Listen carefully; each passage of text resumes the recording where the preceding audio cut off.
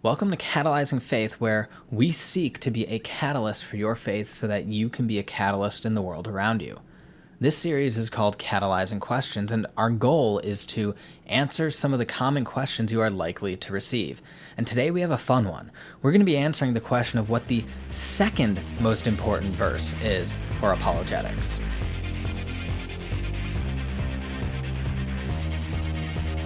If you ask 20 apologists what the most important verse for apologetics is, at least 19 of them will say 1 Peter 3:15. But in your heart set apart Christ as Lord, always be prepared to give an answer to anyone who asks you for the reason for the hope that you have, but do this with gentleness and respect. And to be honest, I am no exception to that rule. In fact, whenever I teach on apologetics, I make sure we recite 1 Peter 3:15 at the beginning of every class, because it's an exciting verse. At first, it's all about having answers. It is proof that Christianity is not meant to be this blind faith, proof that Christianity can be intellectually stimulating. But like all too many apologists, I find it easy to get caught up in the having answers part that I forget how it ends. The verse ends with, but do this with gentleness and respect.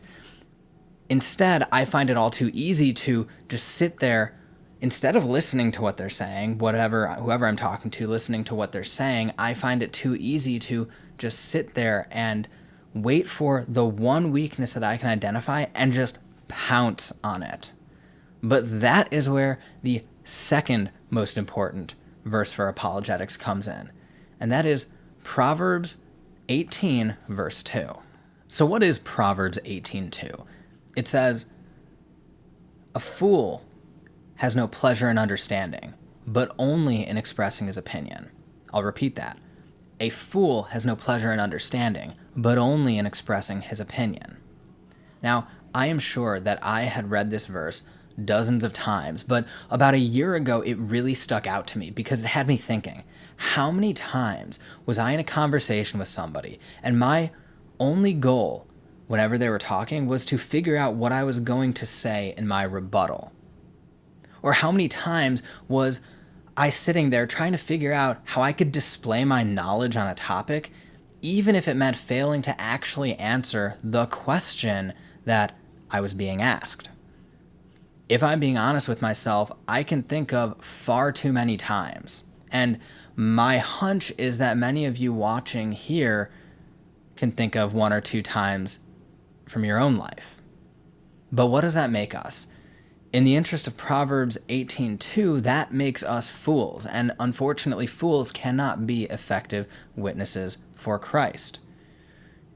If we want people to pay attention to what it is we have to say, if we want to have an impact on the people we are talking to, we need to make sure they feel heard and understood. And if we're too busy trying to figure out how we can respond, we will never successfully do that.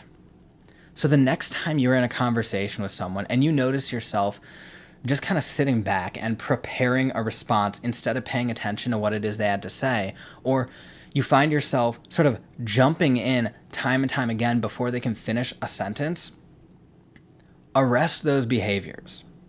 Make a conscious effort to stop doing that. And instead, try focusing on what it is they're saying, focus on having an understanding of what they're saying, and I promise you that the moment you do this, you will be able to reach them in a way you never were before. That you will be able to truly understand what it is they are looking for from you in that conversation, and the impact you will be able to have will be undeniable. Thanks for watching this installment of Catalyzing Questions. If you enjoyed this video, I assure you there will be more content on this channel that you will enjoy, so be sure to check that out. But before you do, give us some feedback in the comments of this video, push the like button, and don't forget to subscribe to the channel.